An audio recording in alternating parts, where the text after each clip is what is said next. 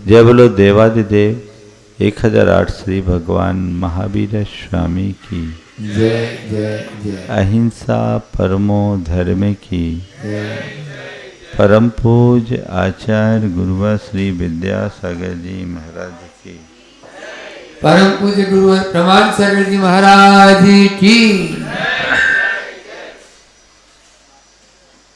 हम सभी के जीवन का एक ही ध्येय, किसी भी व्यक्ति से पूछा जाए कि भैया तुम क्या चाहते,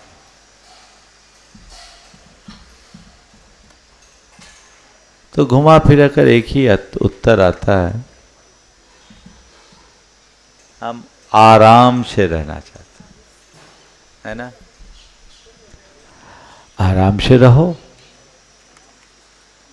तो सवाल ये है कि अभी आराम क्यों नहीं है? आराम से रहना है तो तुम्हें कौन रोक रहा है? कभी विचार किया? पहले तो सवाल पूछता हूं आपसे ही, आराम है कि नहीं? बोलो, आराम है? अगर आराम है तो फिर हमें कुछ कहने की जरूरत नहीं। और आराम नहीं है तो जांचने की जरूरत है, आखिर आराम क्यों नहीं? तुम्हारे आराम में खलल कौन डाल रहा है? प्रायः हमारी दृष्टि बाहर जाती है, हम दूसरों को अपना बाधक मानते हैं। मेरे आराम में अमुक व्यक्ति खलल डाल रहा है, अमुक परिस्थिति मेरे आराम में बाधा बन रही है, अमुक कारण से मेरा आराम मिट रहा है, अमुक निमित्त से मेरे आराम में कमी है। फिर हम क्या करते हैं? उस व्यक्ति को बदलने की कोशिश करते हैं, उस वस्तु को पाने की कोशिश करते हैं, उस परिस्थिति से जूझने में लग जाते हैं और उस निमित्त में अटक करके रह जाते हैं। व्यक्ति, वस्तु, परिस्थिति और निमित्त में लग जाते हैं, हमारा आराम हमारे हाथ से चला जाता है यह अनुभव? जीवन की असलियत क्या है? संत कहते हैं आराम अगर चाहिए तो तुम जहां हो, जैसे हो, जितने में हो, जिस रूप में हो, उसमें विराम लो, ठहर जाओ। जहां विराम वहां आराम, और जहां काम और दाम वहां हराम। क्या चाहिए? अब विराम, तब आराम होगा। एक संत कहते हैं कि एक राजा उनसे मिला। राजा ने एक संत से निवेदन किया, गुरुदेव मुझे आशीर्वाद दें। संत ने सहज भाव से आशीर्वाद दिया और पूछा तुम क्या करना चाह रहे हो? बोला मैंने हिंदुस्तान पर विजय पा लिया, तुर्किस्तान को जीतूंगा, कज़ाकिस्तान को जीतूंगा, यूनान को जीतूंगा, एक एक करके दुनिया के सारे मुल्कों को जीतूंगा। उसके बाद क्या करूं? उसके बाद क्या करोगे? बोला आराम से रहूंगा। उन सबको जीतने के बाद क्या करोगे? कहा आराम से रुकूंगा, आराम से रहूंगा। संत मुस्कुराए और कहा भैया आराम से रहना है तो मेरी भांति अभी आराम से रह ले, मुझे देख मैं कितने आराम में हूं। तो इतनी मशक्कत करके आराम से रहना चाहता है तो लौट के तो यहीं आना है।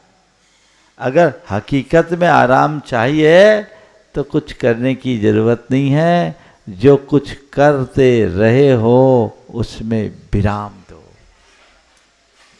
दृष्टिकोण बदलो। जब तक हमारी दृष्टि में अध्यात्म प्रतिष्ठित नहीं होता, जीवन में आराम नहीं। बाहर केवल आपाधापी है, भाग दौड़ है। अब तक का सबका अनुभव भी यही है। बोलो, है कि नहीं है?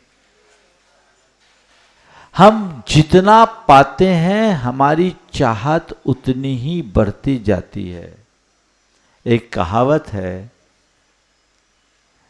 जितना होना उतना रोना। The more they get the more they wants. जितना पाओगे उतनी प्यास बढ़ेगी, आराम नहीं मिलेगा। चाहे व्यक्ति हो, चाहे वस्तु हो, चाहे परिस्थिति हो, चाहे निमित्त हो, ये तुम्हें उलझाने वाले हैं। क्या करो? बस जो है, जैसा है, उसमें रमे रहो। रमने की बात करो, भागने से बचो। महाराज फिर तो थम नहीं जाएंगे? अरे थमने का नाम ही तो आराम है। थमने का नाम ही तो आराम है। संत कहते तुम्हारे कदम थमे या न थमे, मन थमना चाहिए, और मन की प्यास रुकने से ही मन विश्राम पाता है। अनंत प्यास भरी है, आराम कहाँ? भाग दौड़, अब और थोड़ा और, थोड़ा और, थोड़ा और। तो जब तक ये चाह अंतरंग में बनी रहेगी, आराम हराम है। असली आराम भीतर है, जब हम निज में विराम लें। दृष्टिकोण को बदलिए, सोच को परिवर्तित करने की कोशिश कीजिए, दिशा बदलेगी। तो अब आराम चाहिए। क्या चाहिए? आराम। आराम का मतलब, अब तक मैंने जो किया उसको विराम दे। आपको 4 चीजों से विराम लेने की सलाह मैं देना चाहता हूं।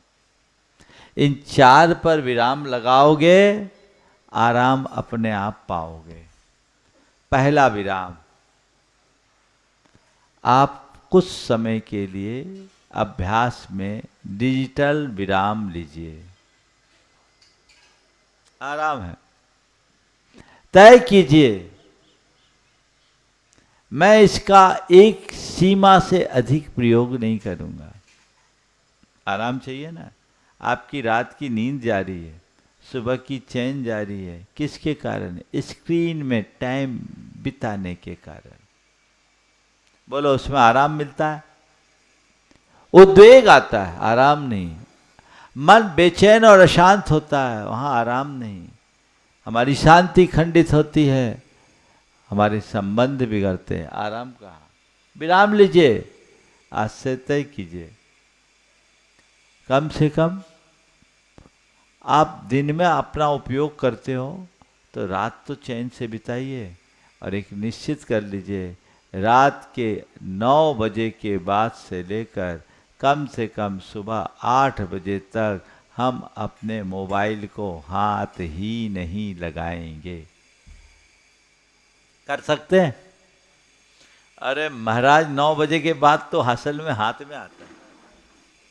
दिन भर उलझे रहते हैं, दिन भर तुम काम में उलझे हो और रात में हराम में उलझ रहे हो। बोलो, हराम में उलझोगे तो आराम कहां से मिलेगा? रात आराम के लिए है, विश्राम के लिए है। आप अपने मन को कहां विराम दे पा रहे हो? दिन भर अपने कारोबार में उलझ गए और रात को रील स्क्रॉल करने में, सोशल मीडिया में एक्टिव रहने में अपना घंटों बर्बाद कर रहे हो। बोलो, है? और आपसे एक सवाल करता हूं, 1-2 घंटा आपने रील स्क्रॉल की, थोड़ी थोड़ी बातें सबकी सुनी, याद कितनी रही? रहा कुछ भी, जीरो, तो आराम है कि हराम? बोलो। आप आज से आदत डालिए कि मैं डिजिटल माध्यम में विराम लूंगा। सप्ताह में एक दिन पूर्ण विराम।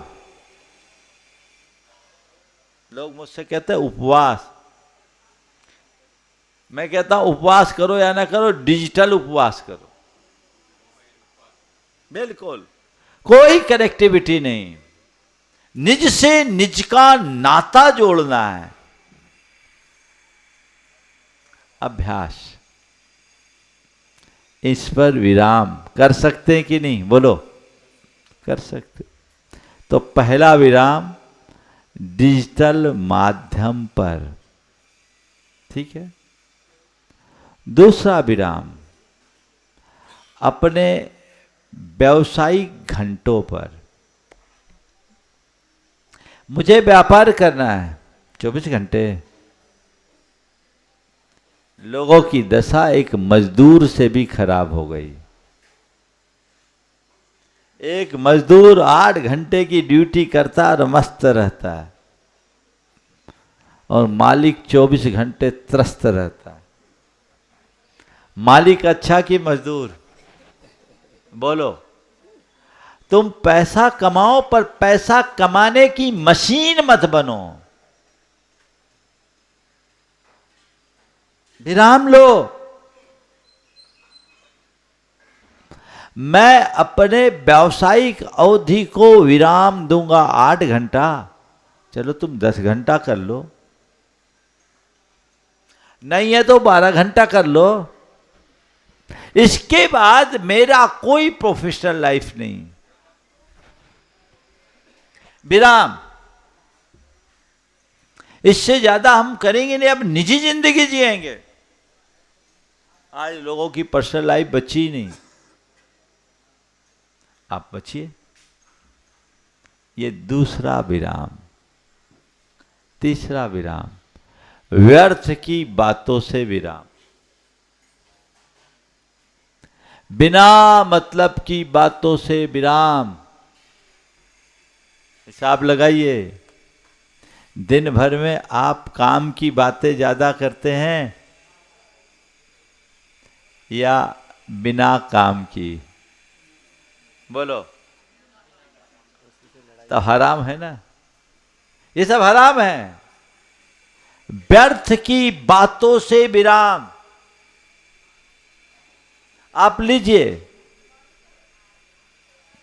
कुछ कुछ तो कम समय कर सकते हैं, और उसके लिए एक अभ्यास है आपके लिए। कुछ घंटों का मौन रखिए। 24 घंटे में सोने के अलावा जितना आपका जागने का समय है, उसमें कुछ घंटे के लिए मौन। निज से निज का संवाद तभी जुड़ेगा जब आप बाहर से मौन होंगे। अब तो बोल रहे, बोलते बोलते इतने मगन है, कुछ पता ही नहीं, काम कहां से चलेगा। व्यर्थ की बातों से विराम अभ्यास कीजिए, यह आपको आराम देगा। समझ गए? और चौथी बात, फालतू खाने से विराम। दिन भर में आप खाते हो, कब खाते हो, क्या खाते हो, कितना खाते हो, कभी इसका हिसाब लगाया? क्यों खा रहे?